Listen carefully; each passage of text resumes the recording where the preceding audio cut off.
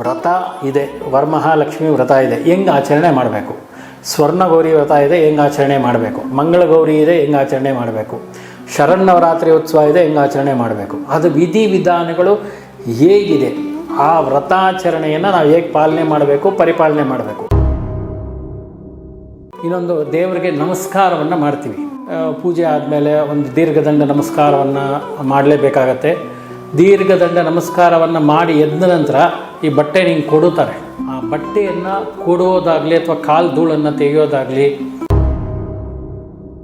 ಇವಾಗ ಮನೆಗಳಿಗೆ ಪೂಜೆಗಳಿಗೆ ಅಂತ ಕರೀತಾರೆ, ಈ ಸತ್ಯನಾರಾಯಣ ಪೂಜೆನೋ ಅಥವಾ ಇನ್ನೊಂದು ಯಾವುದೋ, ಅವ್ರು ಬಂದಲ್ಲಿ ಕೂತ್ಕೊಂಡು ಪೂಜೆ ಮಾತಾಡೋಲ್ಲ. ನಿಮ್ಮ ಮನೇಲಿ ಏನು ಅಡುಗೆ ಮಾಡಿದೆ, ನೀನು ಏನು ಒಡವೆ ಮಾಡಿಕೊಂಡೆ, ನೀನು ಯಾವ ಒಡವೆ ಮಾಡಿಸ್ಕೊಂಡೆ ಈ ವರ್ಷ, ನಿನ್ನ ಮಗ ಎಲ್ಲಿ, ಏನು ಓದ್ದ, ಈ ವಿಚಾರವನ್ನೆಲ್ಲ ಮಾತಾಡೋದಲ್ಲಿ. ಭಗವತ್ ಸೇವೆಗೆ ಅಂತ ಕರೆದಿದ್ದಾರೆ. ಭಗವತ್ ಸೇವೆ ಮಾಡಬೇಕಾದಂಥ ಸಂದರ್ಭದಲ್ಲಿ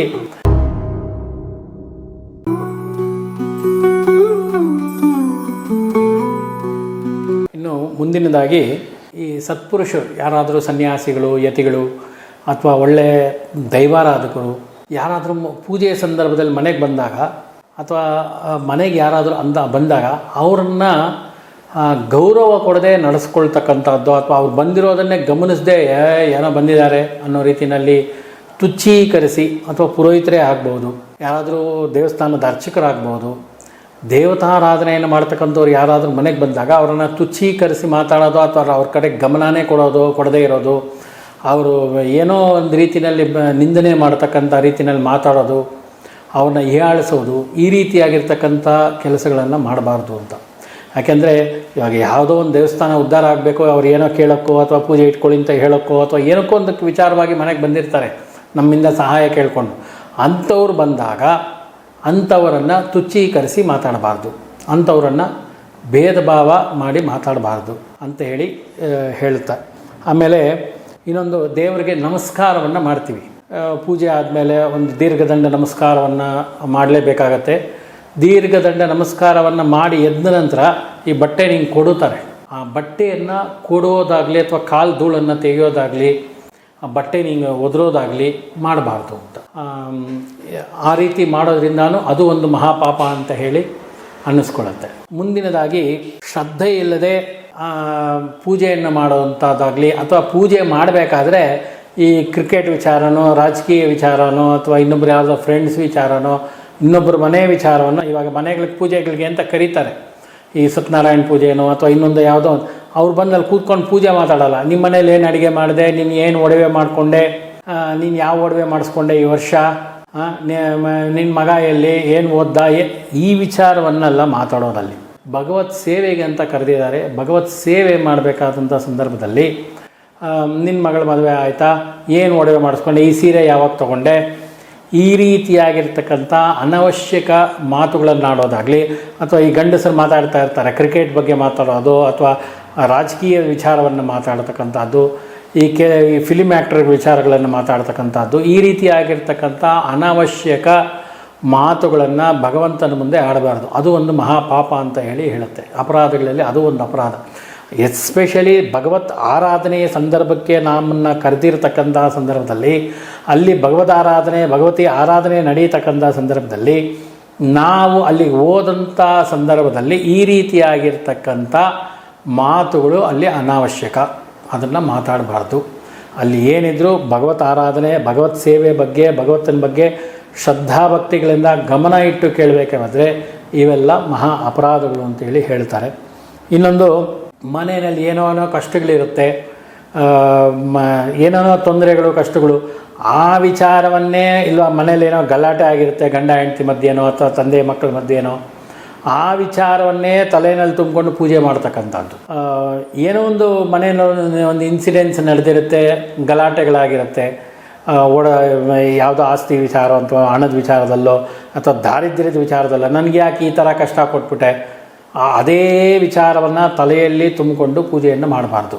ಏನೇ ಆದರೂ ಆ ಸಂದರ್ಭದಲ್ಲಿ ಮನಸ್ಸನ್ನು ನಿರಾಳವಾಗಿಟ್ಕೊಂಡು ಪೂಜೆ ಮಾಡಬೇಕು ಅನ್ನೋದು ಹೇಳಿರ್ತಕ್ಕಂಥ ವಿಚಾರ. ಇನ್ನು ಮುಂದಿನದಾಗಿ, ಒದ್ದೆ ಬಟ್ಟೆಗಳನ್ನು, ಈ ಮನೆಗಳಲ್ಲಿ ದೇವರ ವಿಗ್ರಹಗಳಿರುತ್ತೆ, ಈ ದೇವರ ವಿಗ್ರಹಗಳಿಗೆ ಮಡಿ ಅಂತೇಳಿ ಕೆಲವರೆಲ್ಲ ಏನು ಮಾಡ್ತಾರೆ, ಬಟ್ಟೆನ ಒದ್ದೆ ಮಾಡಿಬಿಟ್ಟು ಒದ್ದೆ ಬಟ್ಟೆಯನ್ನು ಉಡಿಸ್ತಾರೆ ವಿಗ್ರಹಗಳಿಗೆ. ಆ ಒದ್ದೆ ಬಟ್ಟೆಯನ್ನು ಉಡಿಸ್ಬಾರ್ದು. ಇನ್ನೊಂದು ಹರಿದಿರೋ ಬಟ್ಟೆಗಳನ್ನು ಉಡಿಸ್ಬಾರ್ದು. ವಿಗ್ರಹಗಳಿಗೆ ಹರಿದಿರೋದು ಯಾವುದೇ ಕಾರಣಕ್ಕೂ ಉಡಿಸ್ಬಾರ್ದು. ಏನೇ ವಸ್ತ್ರ ಇದ್ದರೂ ಅದು ಪೂರ್ಣ ಪ್ರಮಾಣದಲ್ಲಿರಬೇಕು. ಆ ಪೂರ್ಣ ಪ್ರಮಾಣದ ವಸ್ತ್ರವನ್ನೇ ಉಡಿಸ್ಬೇಕೇ ಬಿಟ್ಟರೆ ಅದು ಈ ವಿಗ್ರಹ ಇಷ್ಟಿದೆ ಅಂತೇಳಿ ಅದಕ್ಕೆ ಇಷ್ಟು ಉದ್ದ ಕಟ್ ಮಾಡಿಬಿಟ್ಟು ಅಥವಾ ಹರಿದುಬಿಟ್ಟು ಅದನ್ನು ಸುತ್ತೋ ಕೆಲಸ ಮಾಡಬಾರ್ದು. ಹಾಗಾಗಿ ಅದಕ್ಕೆ ಆದಂಥ ವಸ್ತ್ರಗಳಿದ್ದರೆ ಅದನ್ನು ಮಡಚಿ ಆ ವಿಗ್ರಹಕ್ಕೆ ಅದೇ ರೀತಿಯಲ್ಲಿ ಅದನ್ನು ಅರ್ಪಣೆ ಮಾಡಬೇಕೇ ಬಿಟ್ಟರೆ ಬಟ್ಟೆಯನ್ನು ಹರಿದೋ ಅಥವಾ ಅದನ್ನು ಒದ್ದೆ ಮಾಡೋ ಭಗವಂತನಿಗೆ ಸುತ್ತೋ ಕೆಲಸವನ್ನು ಮಾಡಬಾರ್ದು ಮನೆಯಲ್ಲಿ ವಿಗ್ರಹಗಳಿಗೆ. ಮುಂದಿನದಾಗಿ ಆದಷ್ಟು ಉಪವಾಸ ಅಂದರೆ ಏಕಾದಶಿ ವ್ರತ ಮತ್ತು ಈ ಸುಬ್ರಹ್ಮಣ್ಯ ಆರಾಧಕರು ಪ್ರತಿ ತಿಂಗಳು ಈ ಷಷ್ಠಿ ವ್ರತವನ್ನು ಮಾಡ್ತಾರೆ. ಅಮಾವಾಸ್ಯೆ ಹುಣ್ಣಿಮೆಗಳ ದಿವಸ ಉಪವಾಸಗಳನ್ನು ಮಾಡ್ತಾರೆ.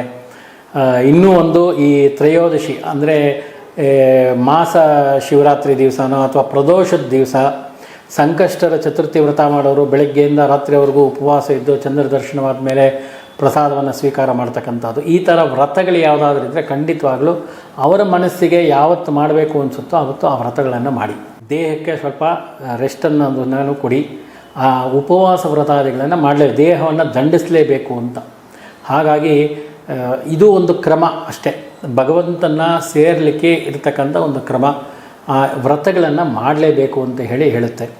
ಇನ್ನೊಂದು ಈ ಪರ್ವಕಾಲಗಳು ಅಂತ ಹೇಳ್ತೀವಿ. ಪರ್ವಕಾಲಗಳು ಅಂತಂದರೆ ಈ ಅಮಾವಾಸ್ಯೆ, ಹುಣ್ಣಿಮೆ, ಅಷ್ಟಮಿ, ಈ ಸಂಕ್ರಾಂತಿ, ಇಂಥ ಪರ್ವಕಾಲಗಳು ಮತ್ತು ಈ ಸಂಧಿ ಕಾಲಗಳು ಅಂತ ಅಂದರೆ ಈ ಬೆಳಗ್ಗೆ ಮುಗಿದು ಸಂಜೆ ಶುರುವಾಗ್ತಕ್ಕಂಥ ಸಂಜೆ ಸಮಯ ಅಥವಾ ರಾತ್ರಿ ಮುಗಿದು ಬೆಳಗಿನ ಜಾವ ಶುರುವಾಗತ್ತಂಥ ಸಂಧ್ಯಾಕಾಲ ಅಂತ ಕರಿತೀವಿ. ಅದನ್ನು ಸಂಧಿ ಸಮಯ ಅಂತಲೂ ಕರಿತೀವಿ, ಅದನ್ನೇ ಸಂಧ್ಯಾಕಾಲ ಅಂತಲೂ ಕರಿತೀವಿ. ಮತ್ತು ಈ ಬೆಳಗ್ಗೆ ಮುಗಿದು ಮಧ್ಯಾಹ್ನ ಮಧ್ಯಾಹ್ನ ಅಂದರೆ 12ರಿಂದ 1 ಗಂಟೆ ಈ ಸಂದರ್ಭದಲ್ಲಿ ಅಭಿಜಿನ್ ಮುಹೂರ್ತ ಅಂತ ಏನು ಕರಿತೀವಿ. ಈ ಕಾಲದಲ್ಲಿ ಸಂಭೋಗಗಳನ್ನು ಮಾಡಬಾರ್ದು.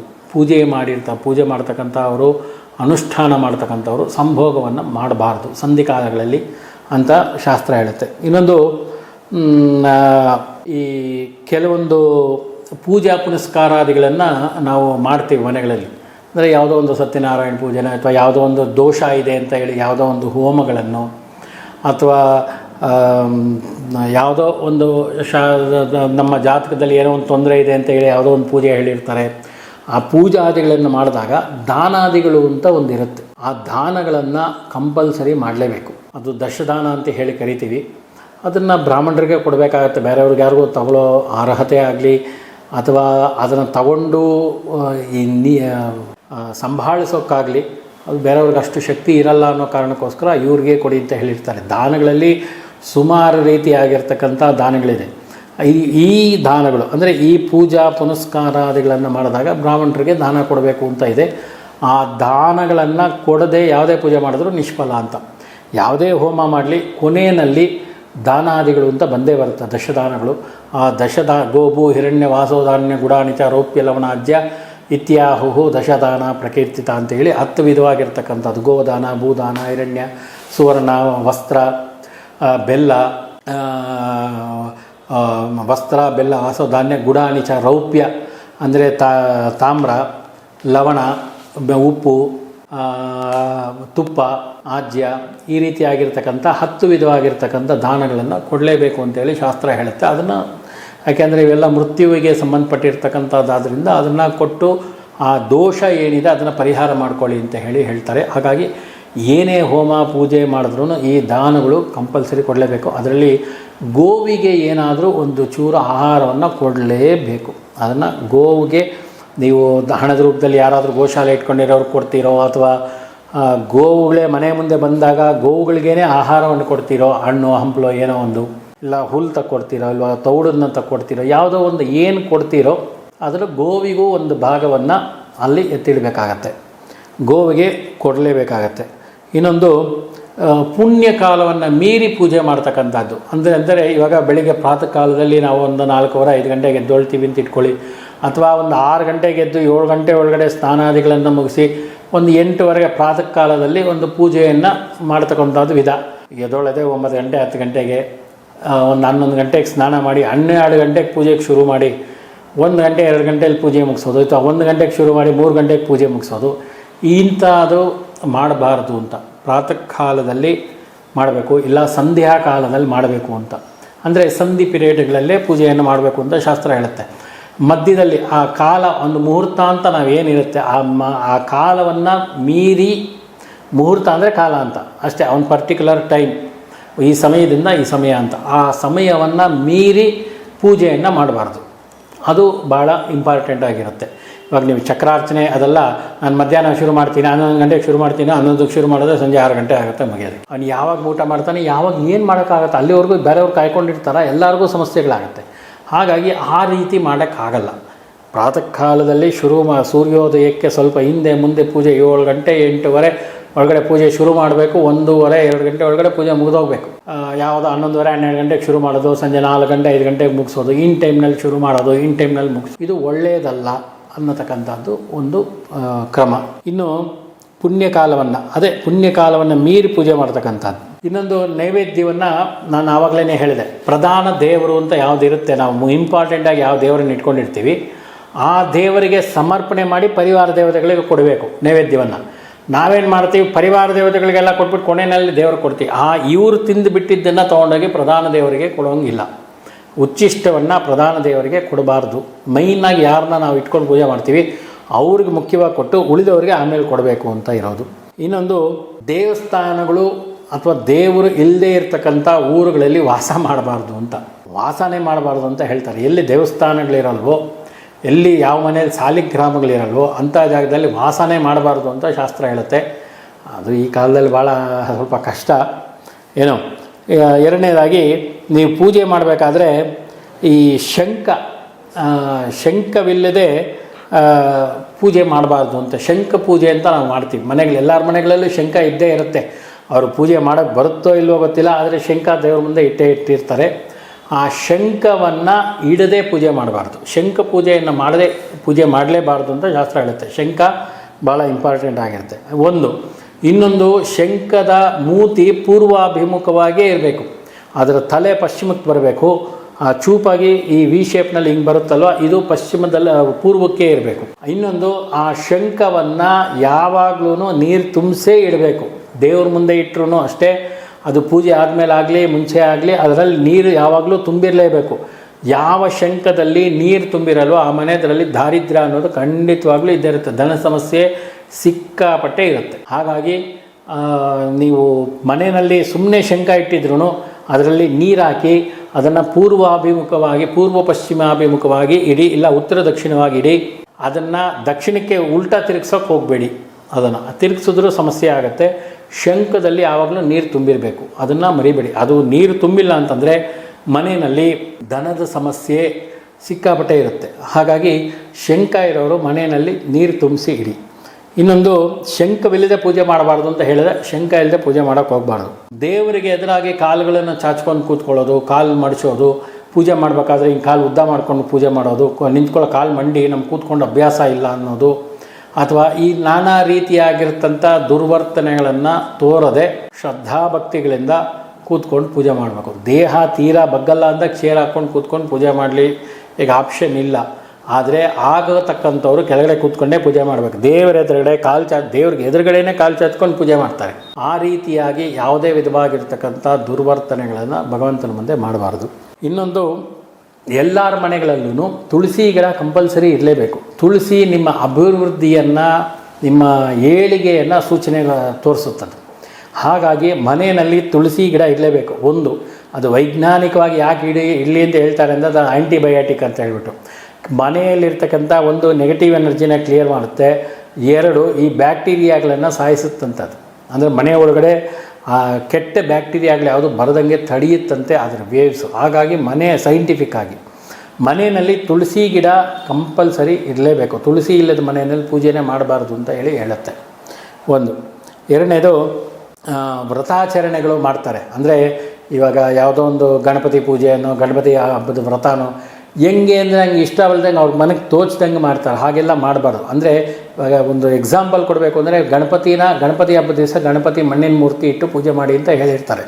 ಈಗ ಏನಾಗಿದೆ ಅಂದರೆ ಅದು ನಾಟ್ಯ ಮಾಡೋ ಗಣಪತಿನಂತೆ, ಇನ್ನೊಂದು ಡ್ಯಾನ್ಸ್ ಮಾಡೋ ಗಣಪತಿನಂತೆ, ಅದೆಲ್ಲ ಎತ್ಕೊಂಡು ಓಡಾಡೋದಂತೆ, ಕ್ರಿಕೆಟ್ ಆಡ್ತಾ ಇರೋ ಗಣಪತಿನಂತೆ, ರಾಕೆಟ್ ಲಾಂಚ್ ಮಾಡ್ತಾ ಇರೋ ಗಣಪತಿನಂತೆ, ಈ ರೀತಿ ದುರ್ವರ್ತನೆಗಳನ್ನು ಭಗವಂತನ ಮುಂದೆ ತೋರಿಸ್ಬಾರ್ದು. ಒಂದು. ಎರಡನೇದು, ಆ ಶಾಸ್ತ್ರದಲ್ಲಿ ಹೇಗೆ ಹೇಳಿದ್ದಾರೆ ಗಣಪತಿಯನ್ನು ತಂದು ಇಟ್ಟು ಪೂಜೆ ಮಾಡಿ ಅಂತ ಹಾಗೇ ಮಾಡಬೇಕು. ನಾವು ಬಲಮುರಿ ಇಡ್ತೀವಿ, ನಮ್ಮ ಬಲಮುರಿ ಎಲ್ಲ ಹೇಳಿಲ್ಲ. ಬಲಮುರಿ ಗಣಪತಿಗಳನ್ನು ಮನೆಯಲ್ಲಿ ಇಡಬಾರ್ದು, ಎಡಮುರಿನೇ ಇಡಬೇಕು, ಕೂತಿರಲೇಬೇಕು. ಬಾಲ ಗಣಪತಿಯನ್ನು ತಂದೇ ಪೂಜೆ ಮಾಡಬೇಕಲ್ಲಿ ವಿನಾಯಕನನ್ನು. ಅದು ಬಿಟ್ಟು ನಿಂತ್ಕೊಂಡಿರೋದು, ಆನೆ ಮೇಲೆ ಕೂತಿರೋದು, ಸಿಂಹದ ಮೇಲೆ ಕೂತಿರೋದು. ಅಂದರೆ ಇದರಲ್ಲಿ ಒಂದು ವಿಚಾರ ತಿಳಿಸ್ಕೊಡಿ ಗುರುಗಳೇ. ಅಂದರೆ ಇವಾಗ ಗಣಪತಿ ಎಡಮುರಿ ಬಲಮುರಿ ಅನ್ನೋತಕ್ಕಂಥದ್ದು ಒಂದು ವಿಷಯ ಹೇಳ್ತಾ ಇದ್ರೆ, ಇವಾಗ ಕೆಲವೊಂದು ಮನೆಗಳಲ್ಲಿ ಒಂದು ಅವರ ಒಂದು ಹಿಂದಿನ ಒಂದು ಅವರ ಹಿರಿಯರಿಂದ ಒಂದು ಪ್ರಕ್ರಿಯೆ ಬಂದಿರುತ್ತೆ. ಈ ಬಲಮುರಿನೇ ಅವರು ಯಾರೂ ಬಲಮುರಿ ಇಡ್ತಾನೆ ಇರಲಿಲ್ಲ. ಬಲಮುರಿ ಅನ್ನೋದು ಬಂದಿರೋದೆಲ್ಲ ಈಗಲೇ. ಹಿಂದಿನ ಕಾಲದಲ್ಲಿ ಎಲ್ಲೂ ಯಾರೂ ಬಲಮುರಿ ಗಣಪತಿನ ಇಟ್ಟಿದ್ದು ನಾನು ನೋಡಲೇ ಇಲ್ಲ. ಅಂದರೆ ಪ್ರತಿಯೊಬ್ಬರು ಎಲ್ಲರ ಮನೆಯಲ್ಲೂ ಗಣಪತಿ ಇರ್ತಾ ಇತ್ತು. ಆದರೆ ಗಣಪತಿ ಎಡಮುರಿನೇ ಇರ್ತಾ ಇತ್ತು. ಬಿಟ್ಟರೆ ಲಡ್ಡು ತಿಂತಾ ಇರೋದು ಅಥವಾ ಹಣ್ಣು ತಿಂತಾ ಇರೋ ಗಣಪತಿ ಇರ್ತಾ ಇತ್ತು. ಬಿಟ್ಟರೆ ಬಲಗೈ ಅಭಯಸ್ಥಾನೋ ಇಲ್ಲಾಂತಂದರೆ ತತ್ವಮುದ್ರೆ ತೋರಿಸ್ತಾ ಇರೋ ಗಣಪತಿ ಇರ್ತಾ ಇತ್ತು. ಬಿಟ್ಟರೆ ಎಲ್ಲೂ ಬಲಮುರಿ ಗಣಪತಿನ ನಾನು ಇವತ್ತವರೆಗೂ ನೋಡಿಲ್ಲ. ಅದು ಈಗೀಗೆಲ್ಲ ಒಂದು 20-30 ವರ್ಷದಲ್ಲಿ ಅದೆಲ್ಲ ಪ್ರಚಾರಗಳು ಏನೇನೋ ಮಾಡಿ ಅಧ್ವಾನ ಮಾಡಿ ಇಟ್ಟಿದ್ದಾರೆ. ನಾನು ಎಕ್ಸಾಂಪಲ್ಗೆ ಹೇಳ್ತಾ ಇರೋದು. ವ್ರತಾಚರಣೆಯನ್ನು ಹೇಗೆ ಮಾಡಬೇಕು ಗುರುಗಳೇ, ಇದಕ್ಕೆ ಎಡಮುರಿನೇ ಇಡಬೇಕು ಅನ್ನೋದಕ್ಕೆ ಅದು ಬಲಮುರಿ ಪ್ರಕ್ರಿಯೆ ಬೇರೆ ಇರುತ್ತೆ, ಎಡಮುರಿ ಫಲಾಪೇಕ್ಷೆಗಳು ಬೇರೆ ಇರುತ್ತೆ. ಅದು ದೇವಸ್ಥಾನಗಳಿಗೆ ಕೆಲವೊಂದು ಪ್ರಯೋಗಗಳಿಗೆ ಬಲಮುರಿನ ಉಪಯೋಗಿಸ್ತಾರೆ. ಅದನ್ನು ಕ್ಷುದ್ರವಾಗಿರ್ತಕ್ಕಂಥ ಅದನ್ನು ತಂದು ನೀವು ಸಾತ್ವಿಕ ರೂಪದಲ್ಲಿ ಪೂಜೆ ಮಾಡೋಕ್ಕೆ ಬರೋಲ್ಲ. ಅದು ದೇವಸ್ಥಾನಗಳಲ್ಲೋ ಅಥವಾ ಬೇರೆ ಬೇರೆ ಕಡೆಗಳಲ್ಲೋ ಈ 32 ಥರ ಗಣಪತಿಗಳು ಬರುತ್ತೆ. ಅದರಲ್ಲಿ ಅದಕ್ಕೆ ಆದಂಥ ಕೆಲವೊಂದು ವಿಧಿವಿಧಾನಗಳಿದೆ. ಅಲ್ಲಿ ಅಂಥ ಕಡೆ ಅದನ್ನು ಇಟ್ಕೋಬೋದೇ. ಬಿಟ್ಟರೆ ಎಲ್ಲ ಕಡೆ ಈ ಅದೇ ಹೇಳಿದ್ದು, ಆನೆ ಮೇಲೆ ಕೂತಿರೋದು, ಸಿಂಹದ ಮೇಲೆ ಕೂತಿರೋದು ಅವೆಲ್ಲ ಇಲ್ಲ. ಹಾಗಾಗಿ ನೀವು ಅದನ್ನೆಲ್ಲ ತಂದು ಮನೆಗಳಲ್ಲಿ ಎಕ್ಸಾಂಪಲ್ಗೆ ಹೇಳ್ತಾ ಇದ್ದೀನಿ. ವ್ರತಾಚರಣೆ ಹೇಗೆ ಮಾಡಬೇಕು ಅನ್ನೋದ್ರ ಬಗ್ಗೆ ವಿಶ್ಲೇಷಣೆಗೋಸ್ಕರ ಒಂದು ಎಕ್ಸಾಂಪಲ್ ಈ ಗಣಪತಿ ಹಬ್ಬದ ಬಗ್ಗೆ ಹೇಳ್ತಾ ಇದ್ದೀನಿ. ಗಣಪತಿ ಹಬ್ಬದಲ್ಲಿ ವ್ರತದ ಕಥೆನಲ್ಲೇ ಹೇಳಿದ್ದಾರೆ. ಗಣಪತಿನ ಹೆಂಗಿರಬೇಕು, 2 ಕೂತಿರಬೇಕು, 2 ಪಾಶಾಂಕುಶ ಇಟ್ಕೊಂಡಿರಬೇಕು, ಎಡಗೈಯಲ್ಲಿ ಲಡ್ಡುವನ್ನ ಸೊಂಡ್ಲಿ ಎಡಮುರಿನಲ್ಲಿ ಇರಬೇಕು. ಅದು ಹಣ್ಣನ್ನು ಲಡ್ಡುಗಳನ್ನು ತಿಂತಾ ಇರೋ ರೀತಿಯಲ್ಲಿರಬೇಕು. ಬಲಗೈಯಲ್ಲಿ ಪುಷ್ಪವನ್ನು ತತ್ವಮುದ್ರೆಯಲ್ಲೂ ಇರಬೇಕು ಅಂತಲೇ ಶಾಸ್ತ್ರ ಹೇಳಿದೆ. ಗಣಪತಿ ಒಂದು ಕಾಲಿಗೆ ಕೂತಿರೋ ರೀತಿಯಲ್ಲೇ ಇರಬೇಕು ಅಂತ ಶಾಸ್ತ್ರ ಹೇಳಿದೆ. ಹಾಗೆ ಇಟ್ಟು ತಗೊಂಬಂದು ಅದನ್ನೇ ವಿನಾಯಕ ಅಂತ ಕರೆಯೋದು. ನಾವು ಸಿಂಹದ ಮೇಲೆ, ಆನೆ ಮೇಲೆ, ಕುದುರೆ ಮೇಲೆ ಅಥವಾ ಬ್ಯಾಟ್ ಇಟ್ಕೊಂಡಿರೋದು, ಮೋದಿ ಥರ ಇರೋದು, ಚಂದ್ರಲೋಕಕ್ಕೆ ಪ್ರಯಾಣ ಮಾಡ್ತಾ ಇರೋ ಈ ಥರ ಗಣಪತಿಗಳನ್ನು, ನಾಟ್ಯ ಗಣಪತಿಗಳನ್ನೆಲ್ಲ ಇಡಿ ಅಂತ ಎಲ್ಲೂ ಹೇಳಿಲ್ಲ. ಹಾಗಾಗಿ ಒಂದು ಎಕ್ಸಾಂಪಲ್ ಕೊಟ್ಟಿದ್ದು ನಿಮಗೆ. ವ್ರತಾಚರಣೆಯನ್ನು ಹೇಗೆ ಮಾಡಬೇಕು ಅಂತ ತಿಳ್ಕೊಂಡು ಆ ವ್ರತದ ಪ್ರಕಾರವಾಗಿ ನೀವು ವ್ರತಾಚರಣೆಯನ್ನು ಮಾಡಿ. ಈ ರೀತಿಯಾಗಿ ಎಲ್ಲ ಮಾಡೋದ್ರಿಂದ ನೀವು ಖಂಡಿತವಾಗಲೂ ಕಷ್ಟಗಳು, ನಷ್ಟಗಳು, ಸಂಕಷ್ಟಗಳನ್ನೇ ಅನುಭವಿಸ್ತೀರ. ಬಿಟ್ಟರೆ ಇದನ್ನು ಮಾಡಿದ್ರಿಂದ ನೀವು ಯಾವುದೇ ರೀತಿಯಾಗಿರ್ತಕ್ಕಂಥ ಶುಭ ಫಲಗಳನ್ನು ನೀವು ಅನುಭವಿಸೋಕ್ಕಾಗೋದಿಲ್ಲ. ವ್ರತ ಇದೆ, ವರಮಹಾಲಕ್ಷ್ಮಿ ವ್ರತ ಇದೆ, ಹೆಂಗೆ ಆಚರಣೆ ಮಾಡಬೇಕು. ಸ್ವರ್ಣಗೌರಿ ವ್ರತ ಇದೆ, ಹೆಂಗೆ ಆಚರಣೆ ಮಾಡಬೇಕು. ಮಂಗಳಗೌರಿ ಇದೆ, ಹೆಂಗೆ ಆಚರಣೆ ಮಾಡಬೇಕು. ಶರನ್ನವರಾತ್ರಿ ಉತ್ಸವ ಇದೆ, ಹೆಂಗೆ ಆಚರಣೆ ಮಾಡಬೇಕು. ಅದು ವಿಧಿವಿಧಾನಗಳು ಹೇಗಿದೆ, ಆ ವ್ರತಾಚರಣೆಯನ್ನು ನಾವು ಹೇಗೆ ಪಾಲನೆ ಮಾಡಬೇಕು, ಪರಿಪಾಲನೆ ಮಾಡಬೇಕು, ಅದು ಹೇಗೆ ಹೇಳಿದ್ದಾರೆ ಹಾಗೇ ಮಾಡಬೇಕು. ಅದು ನಿಮ್ಗೆ ಇಷ್ಟ ಬಂದಂಗೆಲ್ಲ ಈಗ ಬೀದಿಗಳಲ್ಲೆಲ್ಲ ಗಣಪತಿಯನ್ನು ಕೊಂಡಿರ್ತಾರೆ, ತಪ್ಪು ಅಂತ ನಾನು ಹೇಳಲ್ಲ. ಅದು ಧರ್ಮರಕ್ಷಣೆಗೆ ಆಗಿನ ಕಾಲದಲ್ಲಿ ಬೇಕಾಗಿತ್ತು, ಅದನ್ನು ಮಾಡಿದ್ರು. ಈಗ ಅದು ಬೇರೆ ವಿರೂಪವನ್ನೇ ಪಡ್ಕೊಂಡಿದೆ. ಗಣೇಶನ ಮುಂದೆ ಕುಡಿದುಬಿಟ್ಟು ತಮಟೆಗಳು ಹೊಡ್ಕೊಂಡು ಡ್ಯಾನ್ಸ್ಗಳು ಆಡಿಕೊಂಡು ಇಲ್ಲದೇ ಇರೋ ಚೇಷ್ಟೆಗಳು ಮಾಡಿಕೊಂಡೆಲ್ಲ ಹೋಗ್ತಾರೆ. ಅದು ತಪ್ಪು. ಇದೆಲ್ಲ ಆ ಪಾಪವನ್ನು ಅವರು ಅನುಭವಿಸಲೇಬೇಕು. ಇದರಿಂದ ನೀವು ಯಾರೂ ಎಸ್ಕೇಪ್ ಆಗೋಕ್ಕಾಗಲ್ಲ. ಈಗ ನಾನು ಏನು ಹೇಳ್ತಾ ಇದ್ದೀನಿ ಇದೇ ಸತ್ಯ. ಈ ಶಾಸ್ತ್ರ ಏನು ಹೇಳಿದೆ, ವಿಧಿವಿಧಾನಗಳು ಏನು ಹೇಳಿದ್ದಾರೆ ಅದರ ಪ್ರಕಾರವೇ ನೀವು ನಡ್ಕೋಬೇಕು. ಒಂದು ಚೂರು ವ್ಯತ್ಯಾಸ ಆದ್ರೂ ನೀವು ಪಾಪಗಳನ್ನು ತಲೆ ಮೇಲೆ ಹಾಕ್ಕೊಳ್ಳೇಬೇಕು. ಇದೆಲ್ಲ ಯಾಕೆ ಹೇಳ್ತಾ ಇದ್ದೀನಿ ಅಂತಂದರೆ, ಈ ಸಣ್ಣ ಸಣ್ಣ ತಪ್ಪುಗಳು ಇವೆಲ್ಲ ಇದೆಲ್ಲ ಸೇರಿ ಒಂದು ಗುಡ್ಡೆ ಆಗಿ ನನ್ನ ತಲೆ ಮೇಲೆ ಬಾಲ್ ಥರ ಬೀಳುತ್ತೆ. ಆವಾಗ ನಾವು ಭಯ ಹೊಡ್ಕೊಳ್ತೀವಿ, ನಾನು ಯಾರಿಗೇನು ಮಾಡಿದ್ದೆ, ನಾನು ಯಾರಿಗೇನು ಮಾಡಿದೆ, ನನಗೆ ಯಾಕೆ ಭಗವಂತ ಈ ಥರ ಕಷ್ಟ ಕೊಟ್ಟ ಅಂದರೆ ಈ ಸಣ್ಣದೆಲ್ಲ ಸೇರಿಕೊಳ್ಳುತ್ತೆ ಎಲ್ಲ ಒಟ್ಟಿಗೆ. ಹಾಗಾಗಿ ಈ ಅಪರಾಧಗಳನ್ನು ಇದನ್ನು ಶತಾಪರಾಧಗಳು ಅಂತಲೂ ಕರೀತಾರೆ. ಈ ಅಪರಾಧಗಳನ್ನು ನಾವು ಮಾಡಬಾರ್ದು ಅಂತ. ಹಾಗಾಗಿ ಒಂದು ಎಕ್ಸಾಂಪಲ್ ನಿಮಗೆ ಹೇಳಿದ್ದು, ಅಪರಾಧಗಳು ವ್ರತಾಚರಣೆಯ ವ್ರತ ಇದು. ಇನ್ನೊಂದು